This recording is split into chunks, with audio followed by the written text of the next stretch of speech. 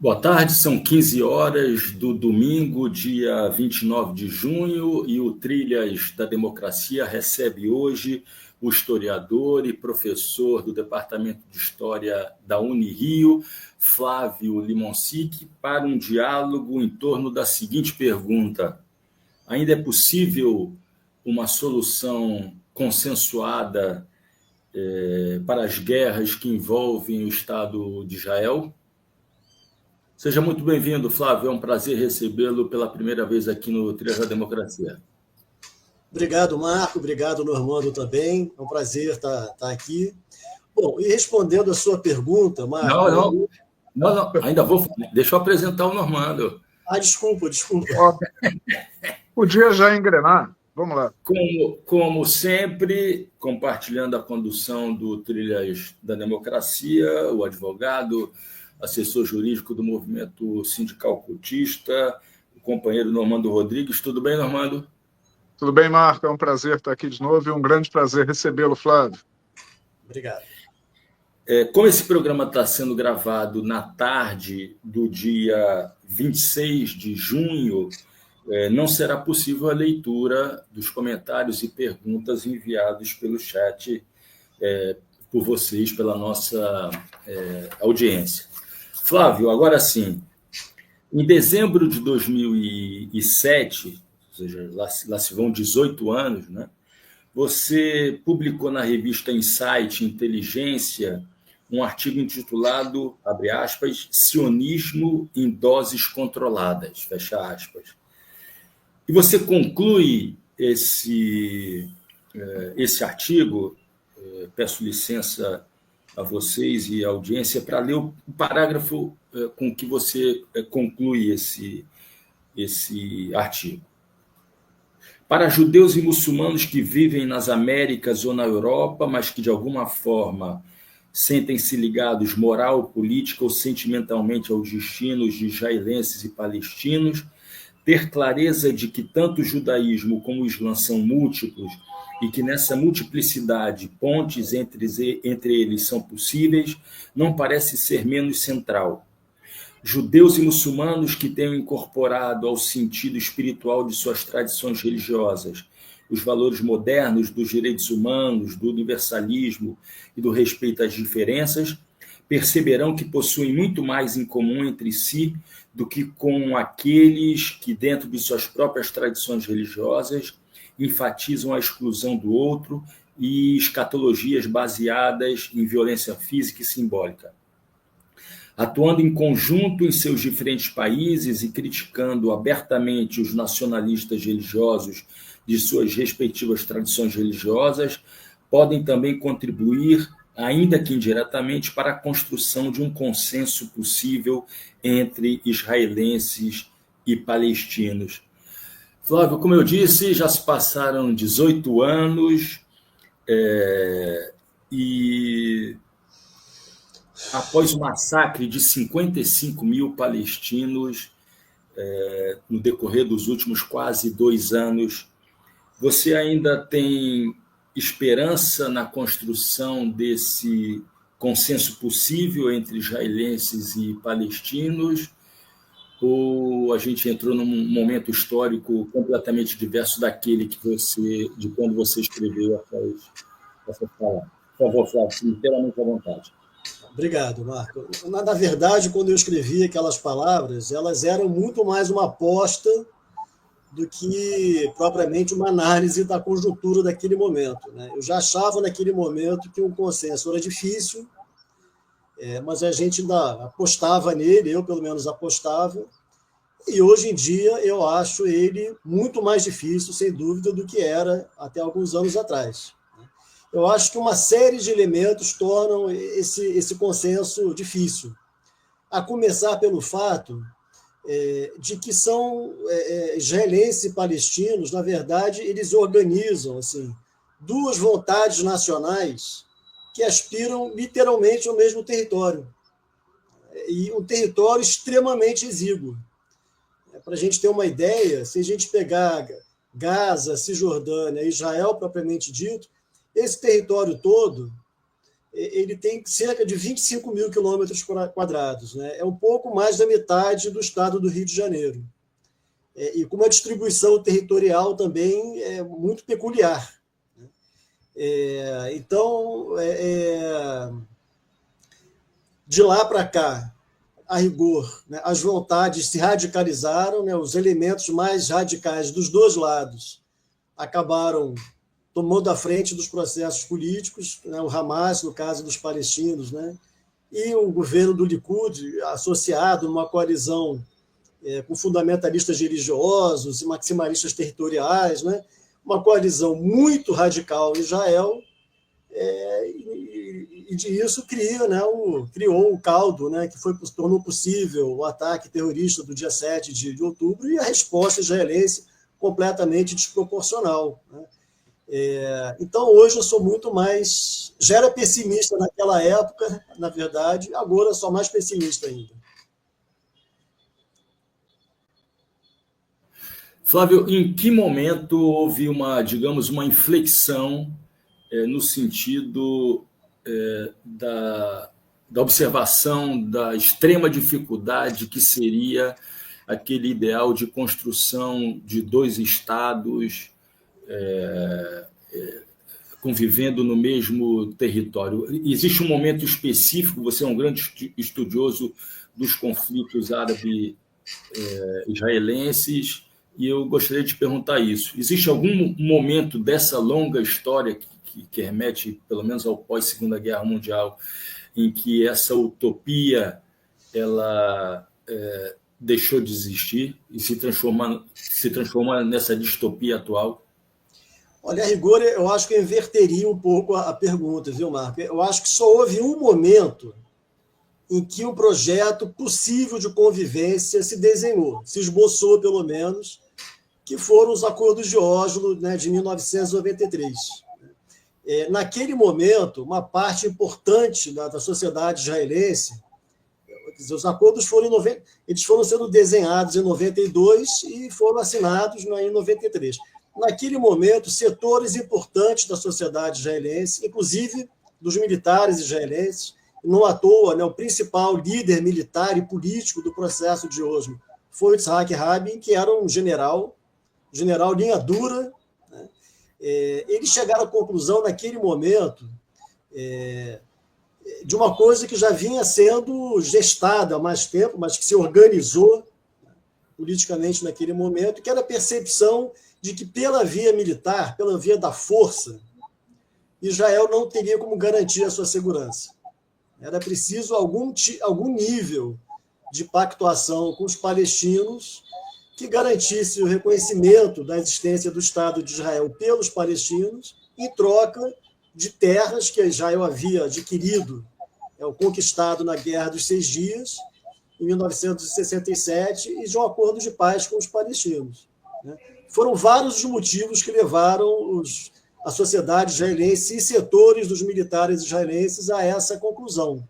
Então, naquele momento, e por outro lado, também o Arafat, já muito antes, há mais de 20 anos, desde a década de 70, ele também tinha chegado à conclusão que, pela via da força, a OLP não conseguiria viabilizar a aspiração nacional palestina. Então, houve uma convergência de entendimentos ali, de compreensões, que levou aos acordos de Oslo, né?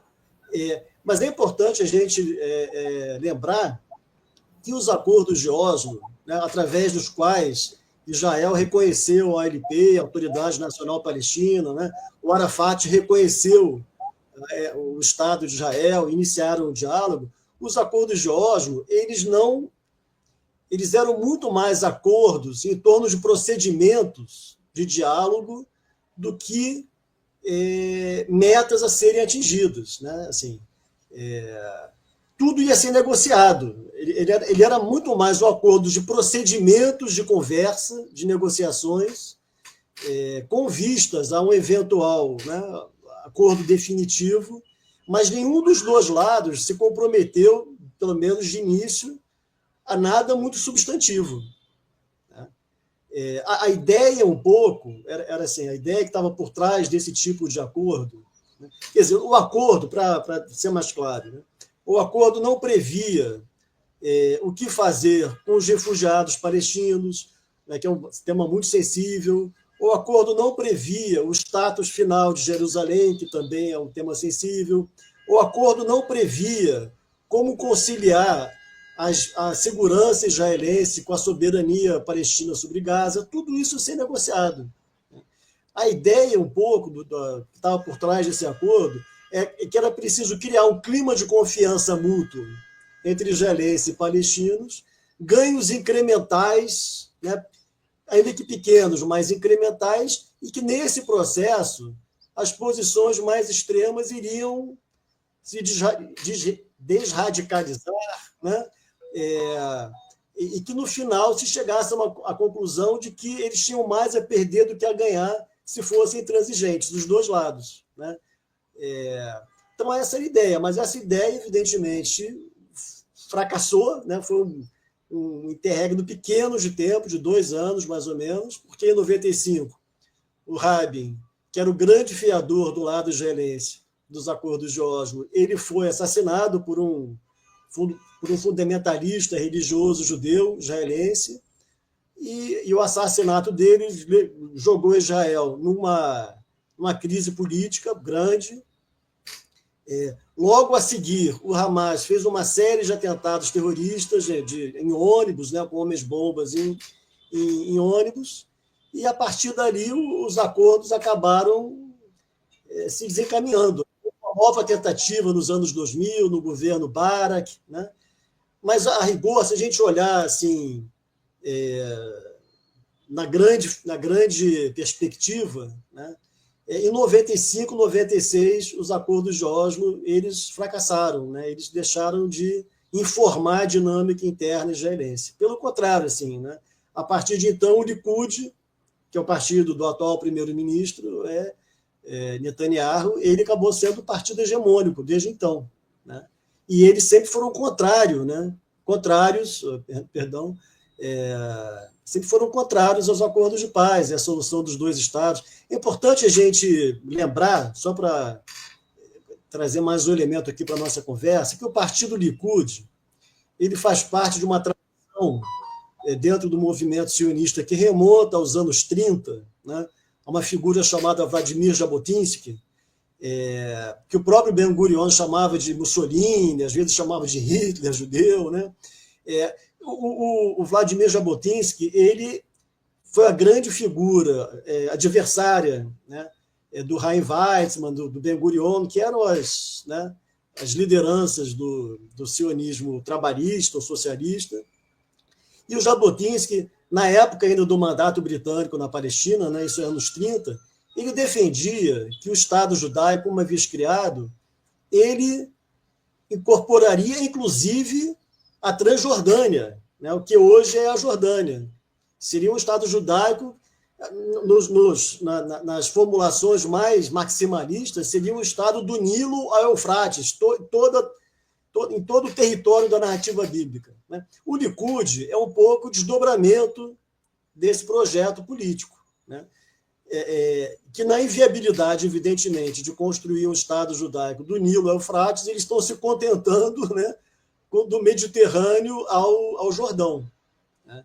Então, esse era o projeto político deles, né, desde o início, né?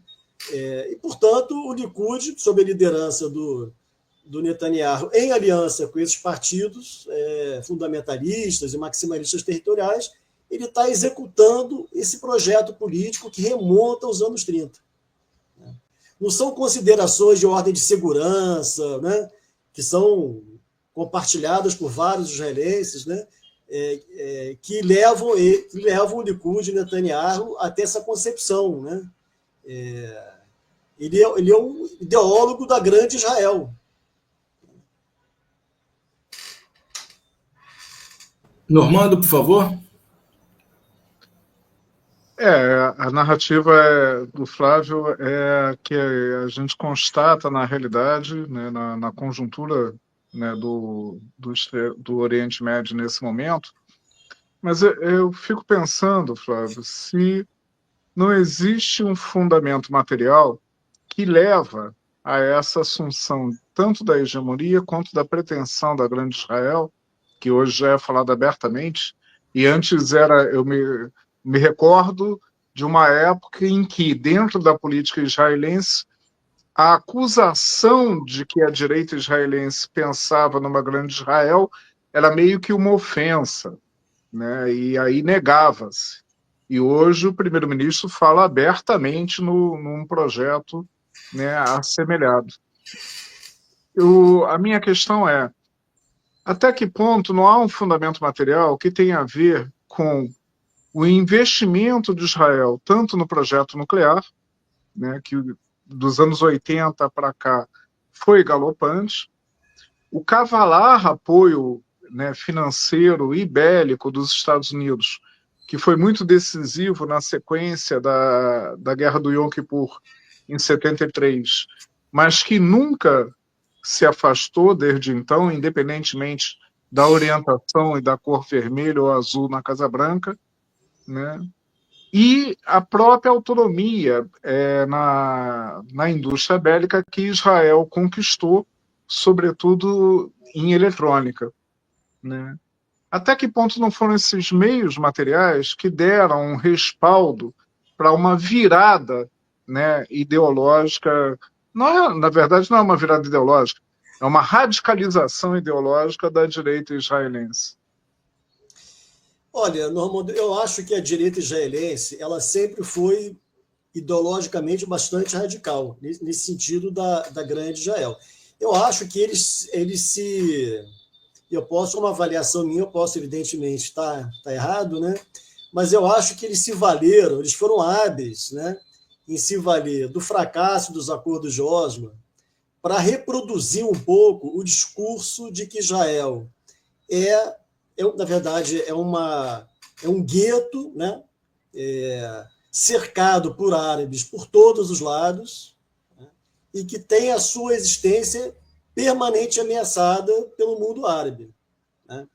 E eles justificam isso através, né, dos ataques do Hamas, né, das seguidas guerras que tiveram com diversos países árabes. Mas você chamou a atenção para uma coisa que eu acho que é importante, né, que é essa aliança, né, entre os Estados Unidos e Israel, que talvez fosse interessante a gente se deter um pouquinho nela para pensar um pouco, né, assim.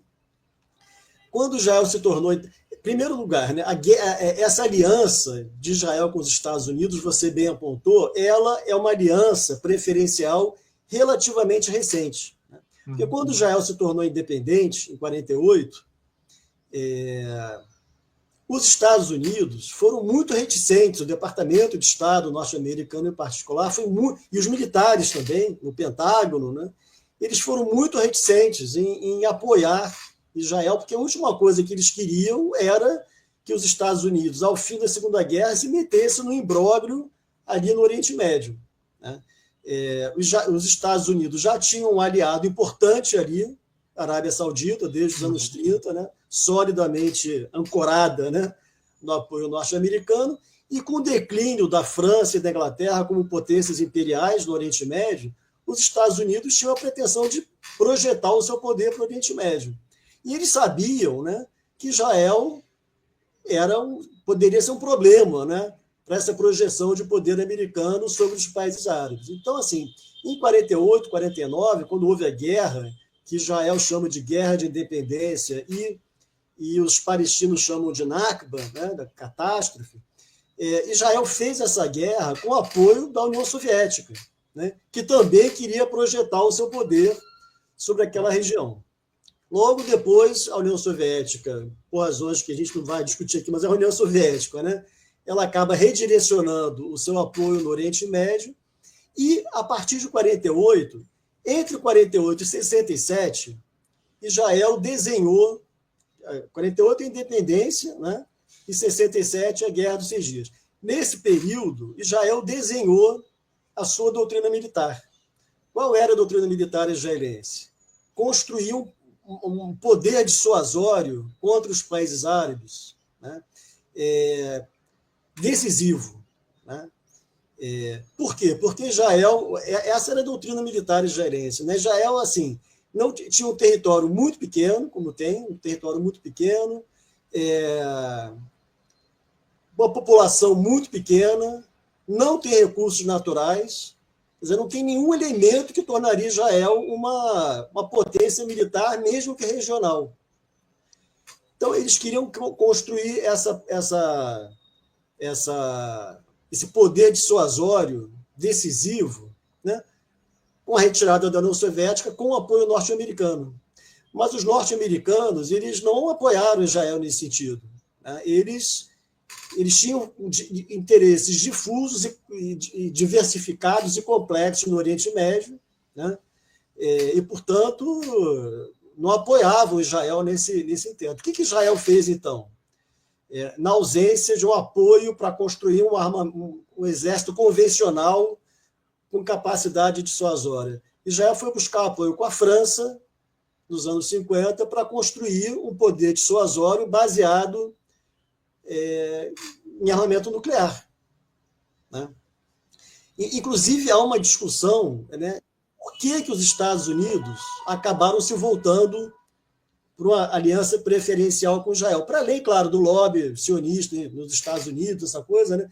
Mas do ponto de vista estratégico, por que os Estados Unidos acabaram direcionando o seu apoio decisivo para Israel? Foi para isso, né?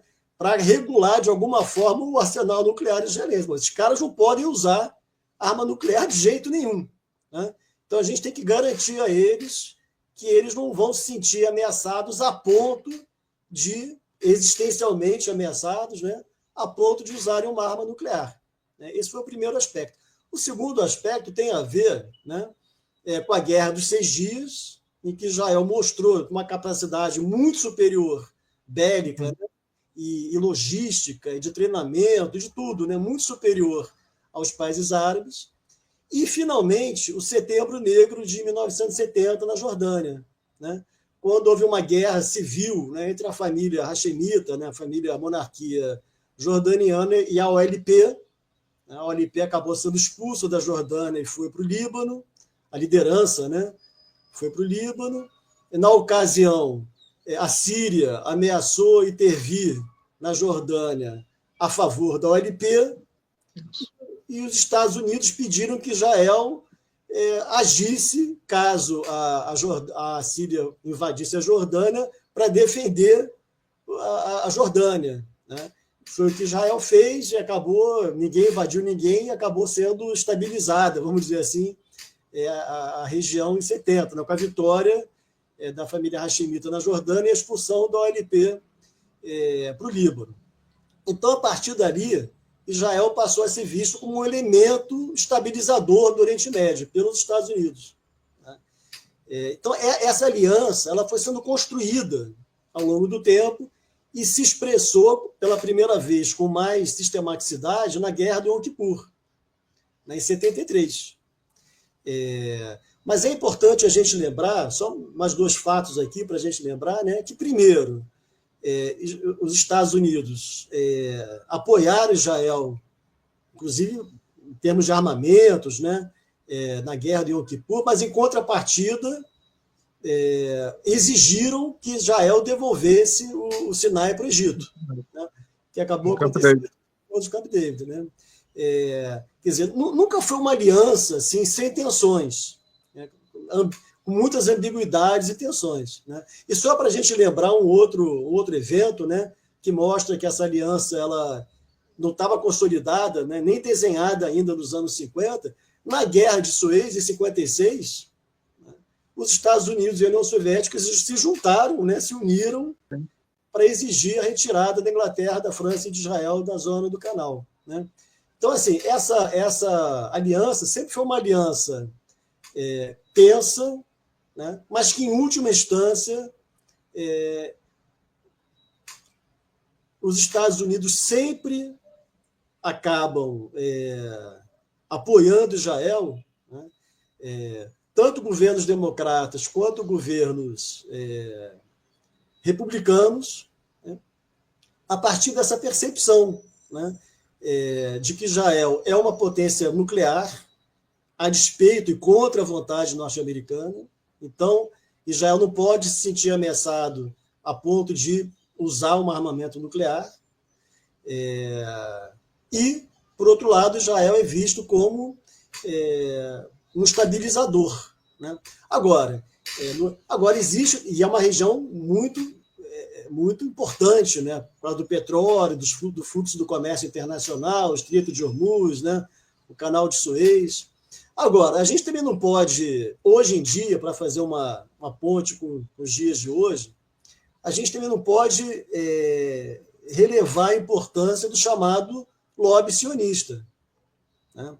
Em 2007, 6 ou 7, se não me engano, foi lançado um livro muito importante nos Estados Unidos, do Mearsheimer, né, do Walt Mearsheimer, chamado O Lobby Sionista, né, em que ele mostra como esse lobby se organiza, né, de uma forma muito eficaz e pressiona, né, os formuladores de política externa, o Pentágono, o Congresso, as universidades, né, de modo a desenhar políticas, uma política externa americana voltada sempre para preservação do que eles entendem serem os interesses de Israel. O que tem hoje de novo é que o lobby sionista em Israel, ele hoje, do ponto de vista eleitoral, ele é conduzido pelo cristianismo, pelo evangelismo sionista, né, que é uma das principais bases de apoio do Trump, né? Então, esse evangelismo, né, dispensionarista, que acha que todos os judeus têm que estar reunidos na Terra Santa para Jesus voltar, né, com essa teologia que eles têm, eles acabaram formulando, né, essa associação entre os evangélicos e o Estado de Israel, que um pouco se reproduz aqui no Brasil também, né, de uma forma um tanto confusa, né, mas acabou se reproduzindo aqui no Brasil também, né? Flávio, do alto do meu pessimismo, eu vou buscar um pouco de esperança na tua fala. Em um determinado momento, quando você falava dos acordos de Oslo, você disse, me corrija se eu estiver enganado, hein? Se eu tiver entendido, mal entendido.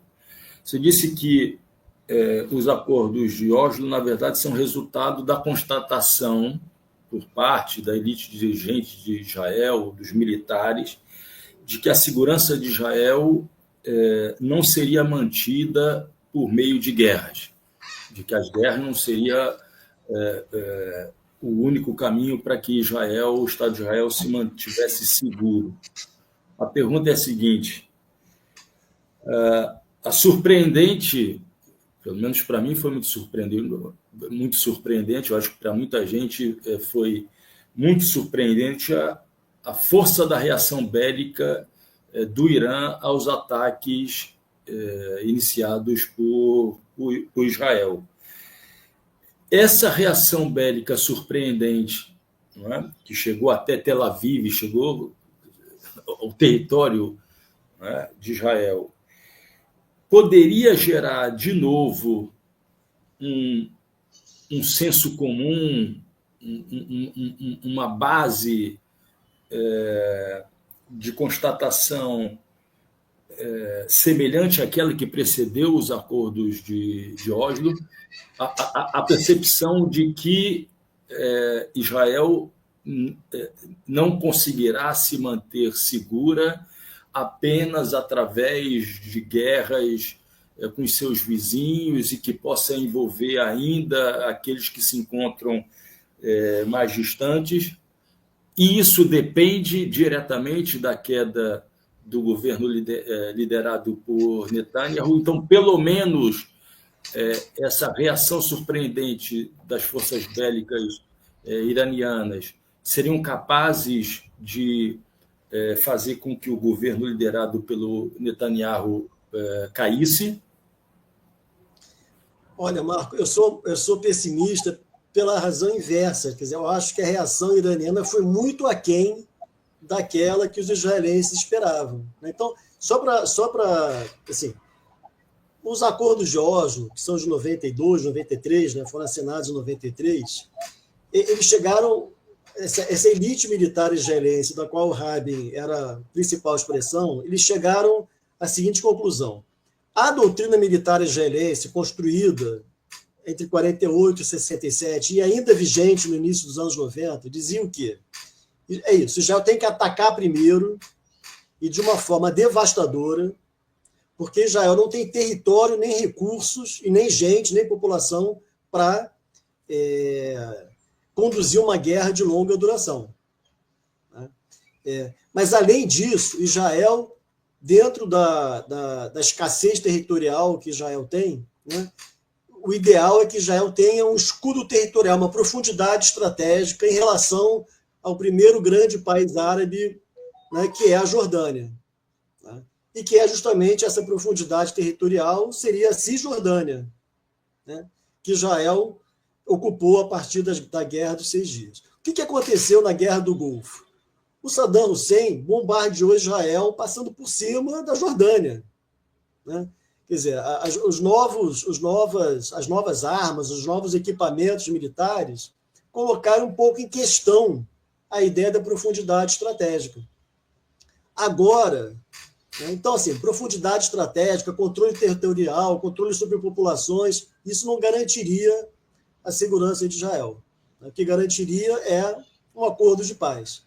Essa era a concepção lá do Rabin, do Shimon Peres, né, que acabou naufragando, né, com o assassinato do Rabin e depois o que aconteceu depois. Né. Agora, assim, o que aconteceu é que, na verdade, esse bombardeio, assim, na verdade, é uma avaliação que eu e outros, né, temos, né, é que esse bombardeio do Iraque, do Irã, perdão, pelos Estados Unidos e por Israel, ele faz parte de um rearranjo muito mais amplo do Oriente Médio. Né?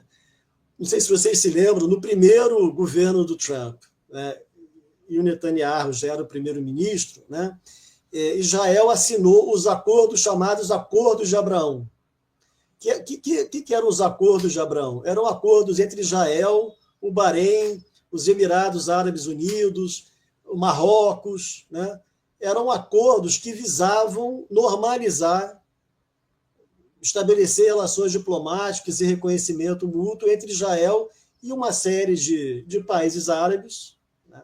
Claro, muito pressionados pelos Estados Unidos para fazer esses acordos, né? E a grande ideia era trazer a Arábia Saudita para os Acordos de Abraão. Então já havia negociações, né, entre Israel e a Arábia Saudita para que a Arábia Saudita também reconhecesse Israel, porque a Arábia Saudita, a grande preocupação da Arábia Saudita e de boa parte do mundo árabe é justamente o Irã, e o Irã nuclear. Né? Aliás, o Trump tinha razão, né? Os Estados Unidos, ele falou isso muitos anos atrás. O maior erro do George W. Bush foi derrubar o Saddam Hussein, porque o Saddam Hussein era o contraponto ao Irã, né, aos projetos expansionistas do Irã. Né. Sem o Saddam Hussein, né, e o caos que se seguiu no Iraque, o Irã começou a expandir as suas áreas de influência no Oriente Médio, com os Houthis no Iêmen, né, o Hamas na faixa de Gaza, o Hezbollah no Líbano. Para todos esses países árabes envolvidos, né, a expansão dessa projeção de poder do Irã é uma ameaça para eles. Né? Então, eles tinham essa afinidade de interesses com Israel, né? Isolar o Irã e evitar que o Irã chegasse a construir também, né, eventualmente, uma bomba atômica. Esse rearranjo do Oriente Médio chegou agora ao ápice. Né? Assim, existe uma avaliação de que a inteligência israelense tinha detectado que o Hamas ia fazer um atentado terrorista, lá no 7 de outubro. Né? Isso são avaliações. Né? Assim, a gente não sabe exatamente o que aconteceu, mas dificilmente Israel seria pego de surpresa. Né? A inteligência de Israel, os israelenses mataram toda a liderança do Hezbollah através do uso de inteligência. Né? Com a explosão daqueles, né, sei lá, tablets, uma coisa assim. Né?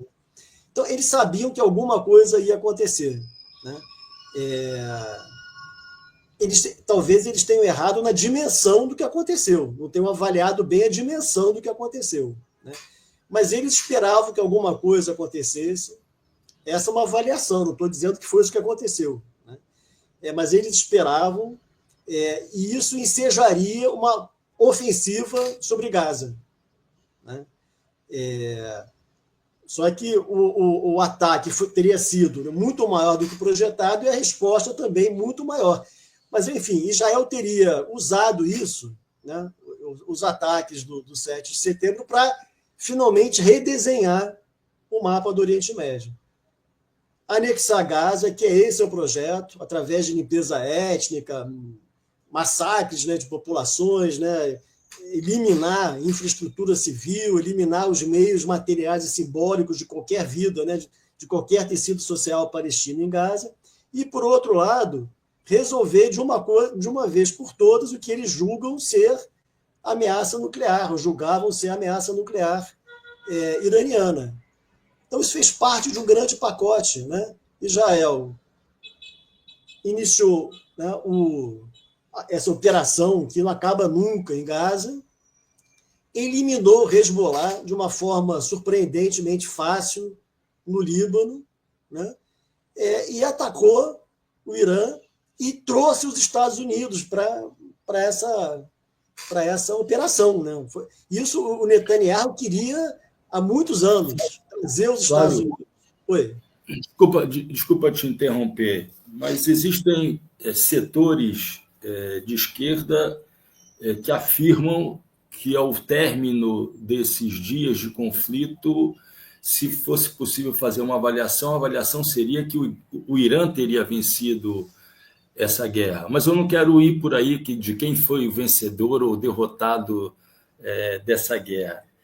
O fato das bombas lançadas, os mísseis que foram lançados do Irã terem atingido centros de população civil em Tel Aviv, isso não seria responsável pela movimentação de setores internos de Israel contrários ao Likud, contrários ao governo de Netanyahu, para avançar na queda do governo? Eu estava pensando exatamente nisso que foi, inclusive, motivo de uma discussão quando o Daniel Arão Reis esteve entre nós, né? A ideia de que existe mobilidade na sociedade israelense, né? Existe muitos setores que são contrários ao governo. O fato desses mísseis terem caído e rompido o domo de ferro, ultrapassado o domo de ferro, não seriam capazes de acelerar, potencializar essa insatisfação em relação ao governo Netanyahu? Olha, Marco, eu acho o seguinte, só para finalizar rapidamente eu acho que do ponto de vista do longo prazo, Israel não venceu a guerra com o Irã, né? Mas no curto prazo, né, também são avaliações, porque a gente, né, os relatórios da inteligência, a gente, na verdade, sabe muito pouco, né, sobre o que realmente aconteceu no Irã, né? Mas, seja como for, existe um consenso em Israel de que o Irã é uma ameaça. Existe esse consenso entre a esquerda e a direita, né? Porque o Irã é um país grande, uma economia grande, uma população grande, com muito petróleo, tem pretensões hegemônicas no Oriente Médio, né? Mas é um país persa, não é um país árabe, é um país de maioria xiita. Quer dizer, o Irã tem uma série de dilemas, né, de desafios para projetar o seu poder no Oriente Médio. Então, o Irã tornou a destruição de Israel, né, um dos seus...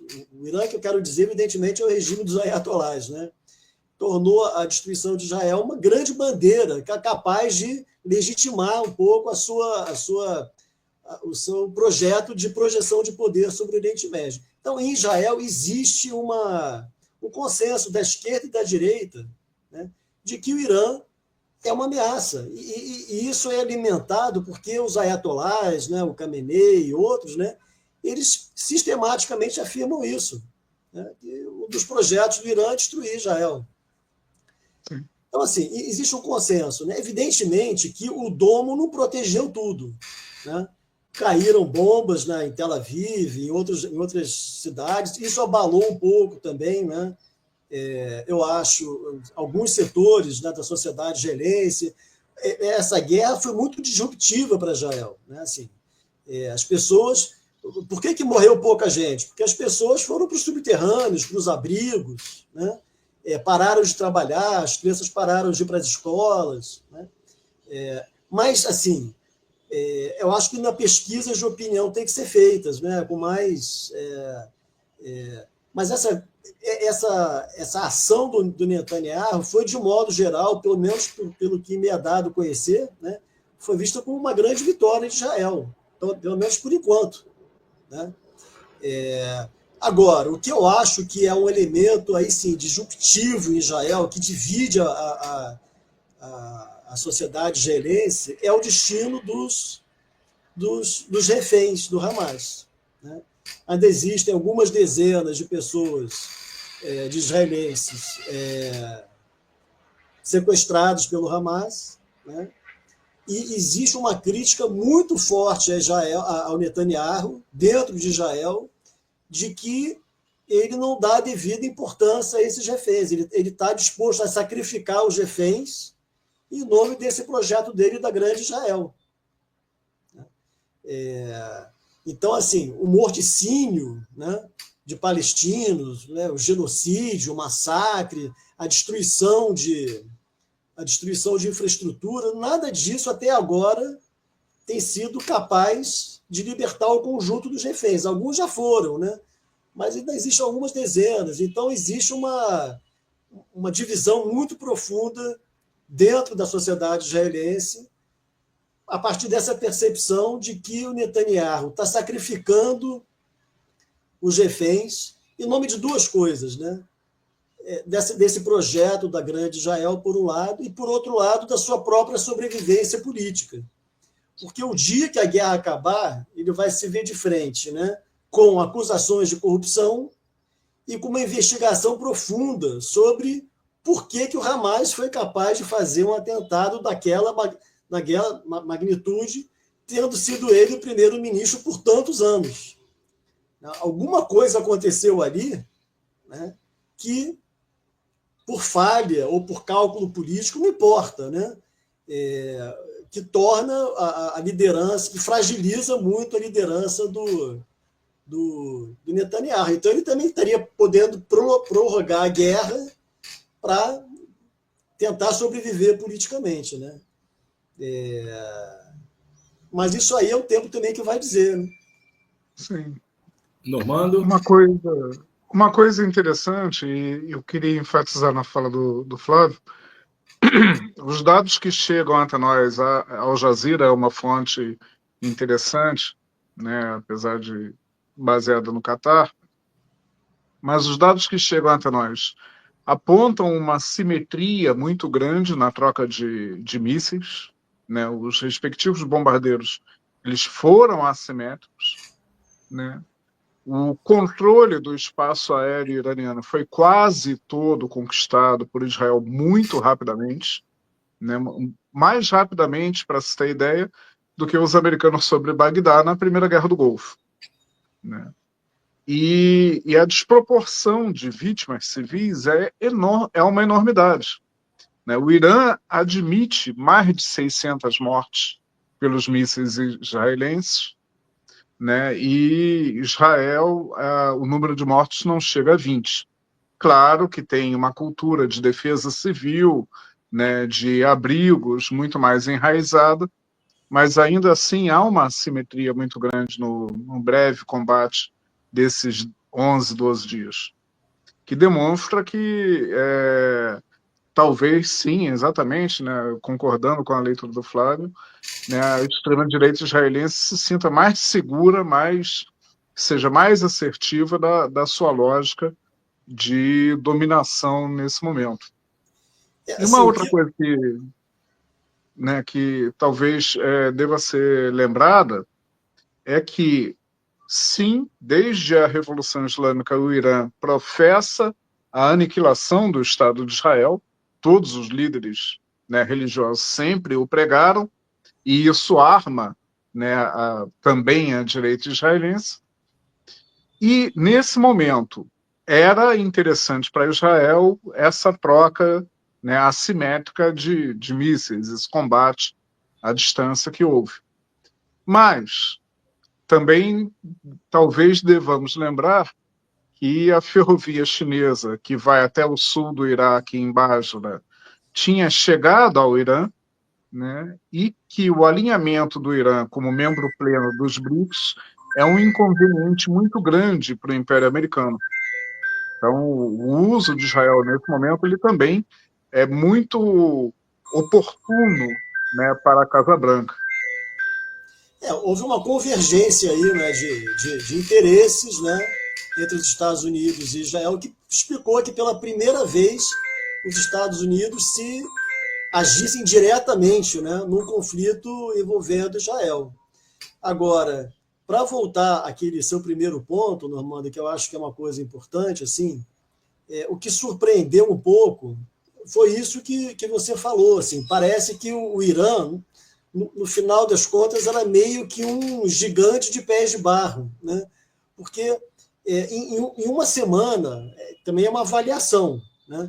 Mas em uma semana parece que Israel eliminou totalmente a defesa aérea, né? E passou a controlar o espaço aéreo iraniano. E aí eu queria chamar a atenção de uma coisa, né, que talvez seja uma das grandes, uma das grandes capacidades de Israel, né, é que hoje em dia, mais ou menos, números aproximados, né, mais ou menos 2/3 da população israelense judaica é oriunda do Oriente Médio, é oriunda e do norte da África e do Oriente Médio, né? Então, Israel tem uma população, e do Irã também, né? O Shaul Mofaz e outros generais importantes israelenses são de origem iraniana. Então, Israel tem um domínio, israelenses, né? E o serviço secreto, o Mossad, o Shin Bet, eles têm uma até aquela série Fauda, né? Mostra um pouco isso. Eles são compostos por pessoas que falam árabe fluentemente, falam persa fluentemente, são fisicamente indistintos, né, de iranianos e libaneses e sírios. Então, o serviço secreto israelense tem uma capacidade de penetração nesses países que esses países não têm em Israel, né? Então, no caso específico do Irã, o que surpreendeu também foi isso, né? A capacidade da inteligência israelense de mapear o território, de mapear os recursos, de saber onde cada cientista estava, ir lá e matar o cientista. Foi uma operação muito baseada em inteligência, né? O que só ressalta os crimes que Israel está cometendo em Gaza, né? Porque essa inteligência podia estar sendo aplicada em Gaza, né? E, no entanto, em Gaza a abordagem é completamente diferente. Em Gaza a abordagem é de terra arrasada e gente morta, né? O objetivo é genocídio. O objetivo é uma limpeza étnica e, se for preciso, um etnocídio, né, para garantir essa limpeza étnica. Não tem outra explicação, né? Porque o uso da inteligência no Irã, né, poderia estar sendo utilizado em Gaza, né? E não está. Flávio, eu volto ao teu artigo lá de 2007, né? Porque, pelo que você fala, né, na verdade, o Estado de Israel tem inteligência suficiente, poder bélico suficiente e direcionamento político para que o radicalismo de direita, de extrema-direita, se sustente durante muito tempo, até o ponto de construir a grande Israel e fazer essa limpeza étnica, ultrapassando até mesmo as fronteiras de Gaza e da Cisjordânia.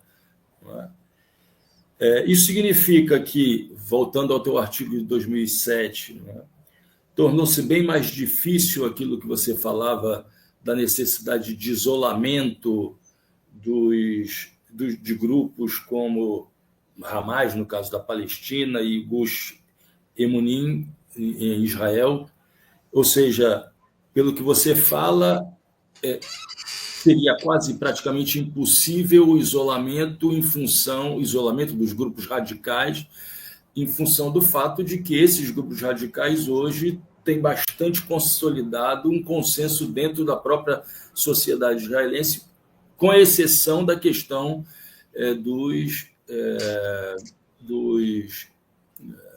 daqueles que se encontram em cativeiro, né? Resultado do sequestro do dia 7 de outubro. Ou seja, está muito mais difícil buscar esse isolamento dessas forças radicais do que naquele momento em que você escreveu em 2007, ou também naquele momento que você escreveu em 2007, também era uma aposta meio que retórica, né, de defesa, na verdade, da necessidade do isolamento, do que propriamente a existência de uma base para que houvesse esse isolamento. Olha, eu te diria o seguinte, Marco, naquela época eu era pessimista, agora estou mais pessimista. No entanto, para a gente terminar aqui, imagino que a gente esteja se encaminhando para o fechamento, né? Para a gente encaminhar com algum toque de otimismo, eu diria o seguinte, assim, para adicionar um elemento aqui, né? Que o sistema político israelense ele é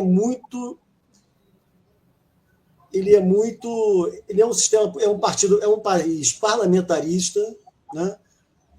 Com um parlamento de 120 cadeiras, ou seja, para você formar uma maioria de governo, você precisa de 61 votos, né? 61 assentos no parlamento, mas é um país também em que a cláusula de barreira para entrar no parlamento é muito baixa, 1,5%. Então, é um parlamento muito pulverizado, né? Hoje em dia, se não me engano, existem 12 ou 13 partidos na Knesset, que é o parlamento, né? E o partido Likud, que é o partido do Netanyahu, tem, se não me engano, 32 assentos só. Até chegar a 61, ele tem que fazer coalizão com um monte de gente, inclusive com partidos muito pequenos e muito radicalizados, né? Então, ele também tem que fazer concessões a esses partidos muito pequenos e radicalizados, porque, senão, eles permanentemente ameaçam, né, tirar o apoio do governo, e aí a coalizão fica com menos de 61 votos e pode cair, né? Então, é um sistema político muito instável, né, de Israel.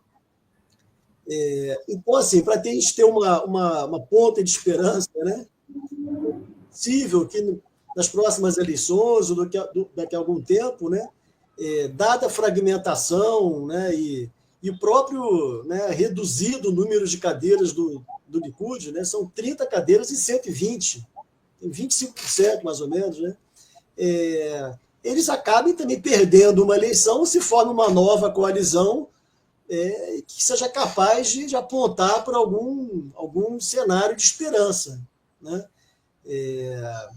Mas isso é uma aposta, né? Talvez seja um desejo, né?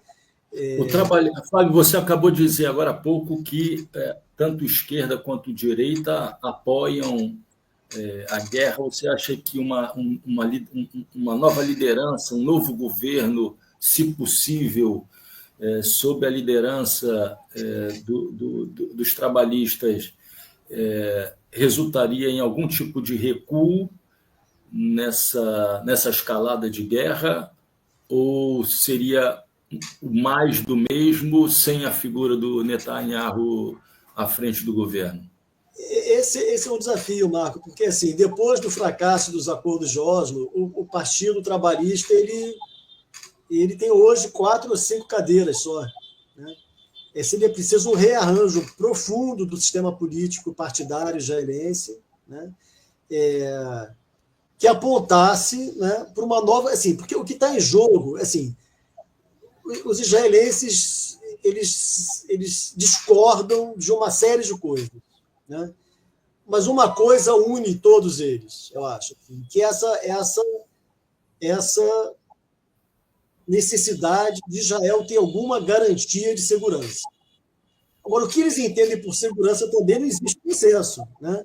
Então, assim, é preciso que, se é que vai se construir uma nova vontade política que se resulte num acordo de paz, né, possível, né, é necessário que haja uma nova liderança política que convença os israelenses, de novo, como o Shimon Peres e o Rabin fizeram na década de 90, né, que só a resolução da questão palestina, o acordo de paz com os palestinos, é capaz de proporcionar segurança para Israel. Porque, uma vez feito um acordo de paz com os palestinos, boa parte das tensões do Oriente Médio, que são alimentadas, né, pelo conflito entre israelenses e palestinos, elas também acabam perdendo um pouco de vigor, né? Se os israelenses e palestinos, por exemplo, fizerem um acordo, chegarem a um modus vivendi, né, que seja aceito por ambos, o Irã, por exemplo, perderia esse instrumento, né, contra Israel, que, na verdade, não passa de uma estratégia iraniana para projetar o seu poder sobre o Oriente Médio.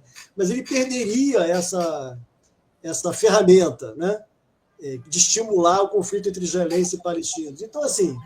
O problema, Flávio, a gente está discutindo muito em função do teu conhecimento Israel, né?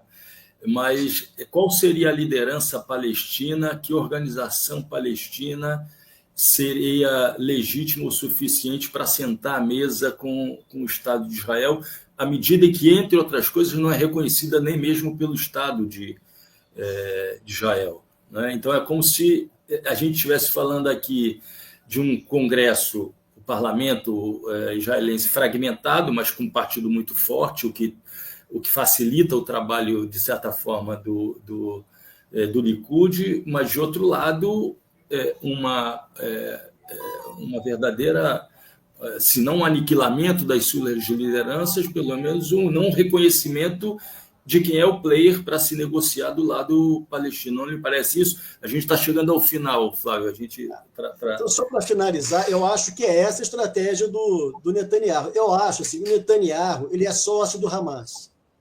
Né?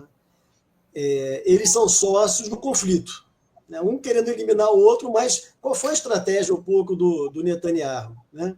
E não apenas do Netanyahu, né? Antes dele, do Ariel Sharon também, né? Foi justamente enfraquecer a Autoridade Nacional Palestina. Os governos liderados pelo Likud, eles sistematicamente boicotaram qualquer ganho material ou simbólico efetivo que a Autoridade Nacional Palestina pudesse apresentar para os palestinos. Com isso, eles erodiram a legitimidade da Autoridade Nacional Palestina e empurraram muitos palestinos para os braços, vamos dizer assim, do Hamas, né? Então, a Autoridade Nacional Palestina ela se enfraqueceu politicamente, né? O Hamas se fortaleceu. Evidentemente, existem acusações de corrupção na Autoridade Nacional Palestina, mas o fundamental, né, é que o cálculo dos governos liderados pelo Likud foi esse, né? Enfraquecer ao máximo possível a Autoridade Nacional Palestina e dizer, olha, nós não temos com quem negociar, porque quem está se fortalecendo é o Hamas, e com o Hamas a gente só pode fazer a guerra. Não tem compromisso possível, né? Aqueles com quem Israel poderia fazer o compromisso, que é a Autoridade Nacional Palestina, os governos do Likud trataram de boicotar e fragilizar o máximo que puderam, né? E é um conflito assimétrico. A Autoridade Nacional Palestina não tem Estado, Israel tem um Estado, é um Estado, né? Então, os governos terminaram... Oi? Terminamos esse programa um pouco mais pessimistas do que no início, pelo menos da minha parte. Ainda tentei salvar, encontrar uma brecha de otimismo, mas fui convencido do contrário, tanto pelo Flávio quanto pelo Normando. Muito obrigado, Flávio. Espero que tenha sido a primeira de outras futuras participações tuas no Trilha da Democracia. Obrigado, Flávio, um grande prazer. Obrigado, Marco, mais uma vez. Um grande abraço, Normando. A gente se encontra amanhã, né, no domingo. Aliás, a gente se encontra no próximo final de semana, sempre aos sábados, às 17 horas, e aos domingos, às 15 horas, sempre discutindo temas da atualidade e em defesa dos valores universais da democracia e dos direitos humanos. Grande abraço à nossa audiência. Mais uma vez, um grande abraço, Flávio. Um grande abraço, Normando. O Trilha de hoje fica por aqui. Um abraço.